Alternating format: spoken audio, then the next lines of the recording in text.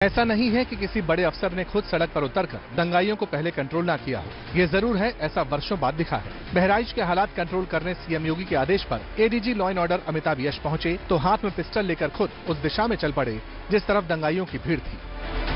बहराइच हिंसा में 30 गिरफ्तारियां हो चुकी हैं। शहर में इंटरनेट कल से ही बंद है, लेकिन विपक्ष ने आज एक सुर में इल्जाम लगाया कि योगी सरकार के राज में यूपी में कानून और पुलिस नाम की कोई चीज नहीं रह गई। कांग्रेस महासचिव प्रियंका गांधी वाड्रा ने कहा, बहराइच में हो रही हिंसा और प्रशासन के निष्क्रिय होने की खबरें अत्यंत दुखद और दुर्भाग्यपूर्ण हैं। लेकिन समाजवादी पार्टी के अध्यक्ष अखिलेश यादव ने इसे सीधे यूपी उपचुनाव से जोड़ दिया। आरोप लगाया कि बीजेपी चुनावी माहौल बनाने के लिए खुद ऐसी हिंसा करवा रही है।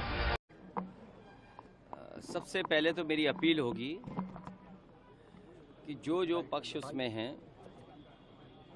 सभी लोग कानून व्यवस्था बनी रहे उसी दिशा में काम करें। जो घटना हुई है वो दुखद है और किस कारण हुई है प्रशासन, शासन और हमारे प्रेस के साथी आप सब जानते हैं। सरकार को न्याय करना चाहिए। एक चौकी इंचार्ज या वहाँ पर मौके पे कोई और छोटा अधिकारी हट जाए उससे कानून व्यवस्था नहीं संभलेगी। जिस समय ये प्रोसेशन निकलने का काम शुरू हुआ, कम से कम प्रशासन को इस बात का ध्यान रखना चाहिए था कि जो प्रोसेशन निकल रहा है उसका रूट क्या है, रूट पे पूरी सुरक्षा है कि नहीं है, पर्याप्त पुलिस है कि नहीं है, और उसके साथ साथ उन लाउड स्पीकर्स पे क्या बजाया जा रहा है। अगर ये बात मैं कहूँ तो हो सकता है सरकार कुछ और बात कहे, लेकिन कम से कम प्रशासन को ये ध्यान रखना चाहिए था कि आखिरकार क्या बजा रहे हैं, क्या किसी को अपमानित कर रहे हैं। तो ये पूरी जिम्मेदारी शासन की थी, सरकार की थी। शासन की चूक की वजह से इतनी बड़ी घटना हुई।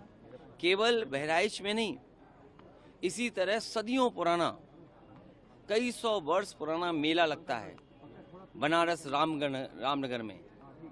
पर्याप्त पुलिस न होने की वजह से, पर्याप्त बैरिकेडिंग न होने की वजह से, पर्याप्त सुरक्षा के इंतजाम न करने की वजह से बहुत से लोगों को अपमानित होना पड़ा और लाठी चली, बहुत से लोगों को चोट आई है। इधर आप उत्तर प्रदेश में देख रहे होंगे कि भारतीय जनता पार्टी के लोग मनमानी कर रहे हैं। लखीमपुर में किसने नहीं देखा कि विधायक के झापड़ मारा गया और फिर क्या कार्रवाई हुई? सतीश महाना से मिलने आए थे सब। क्या कार्रवाई हुई सोचिए आप। अगर वो एफआईआर लिखाना चाहते हैं तो एफआईआर नहीं दर्ज होगी। क्या एडमिनिस्ट्रेशन को सो मोटो लेकर के नई एफआईआर दर्ज करनी चाहिए थी? प्रशासन को खुद लॉ एंड ऑर्डर को बेहतर बनाने के लिए लोगों की नज़र में ये जायज़ संदेश कि हाँ प्रशासन काम करता है, एक्ट करता है। और वहाँ के जिलाधिकारी कोई पहली बार थोड़ी ये देख रहे हैं तमाशा। इससे पहले भी उन्होंने तमाशा देखा जब पर्चे छीने गए। उससे पहले भी समाजवादियों पे इन्होंने लाठी चलाई, समाजवादियों को अपमानित किया। समाजवादी पार्टी को अलग तरीके से नज़र से देखते हैं। तो क्या वहाँ के जिलाधिकारी तमाशा नहीं देख रहे थे? अब तो उन्हीं के विधायक को तमाशा पड़ गया, अब तो और देखें तमाशा। और बहराइच या और जगह जो घटनाएं हो रही हैं उसकी जिम्मेदार अगर कोई है तो शासन है, प्रशासन है और इनकी वोट की राजनीति है, जिसकी वजह से ये जानबूझ करके करा रहे हैं।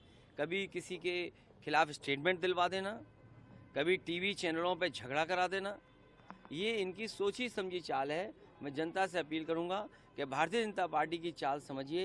ये नफरत या झगड़ा करा के ही समाज को बांट करके अपने राजनीतिक लाभ लेना चाहते हैं।